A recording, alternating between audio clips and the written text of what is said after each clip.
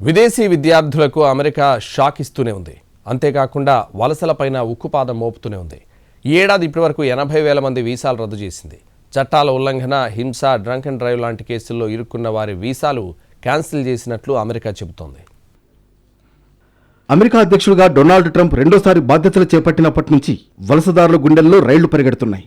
ఎప్పుడు ఎలాంటి నిర్ణయంతో విరుచుకుపడతారా అనే టెన్షన్ కనిపిస్తోంది.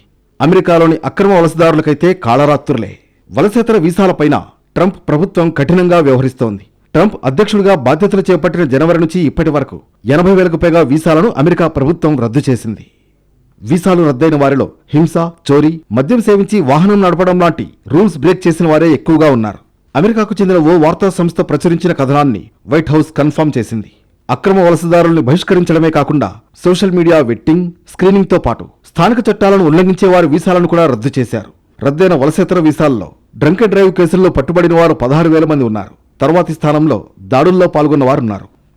వాషింగ్టన్ ఎగ్జామినర్ కథనం ప్రకారం జనవరి నుంచి 80,000కు పైగా వీసాలను రద్దు చేయగా అందులో 8,000 స్టూడెంట్ వీసాలున్నాయి. ఇదే విషయంపై white house press secretary Karoline Leavitt social మీడియాలో పోస్ట్ పెట్టారు. వీసా గడువు ముగిసినా దేశం వీడకపోవడం, స్థానిక చట్టాల ఉల్లంఘనకు పాల్పడిన 6,000 మంది విద్యార్థుల వీసాలను రద్దు చేసినట్లు చెప్పారు.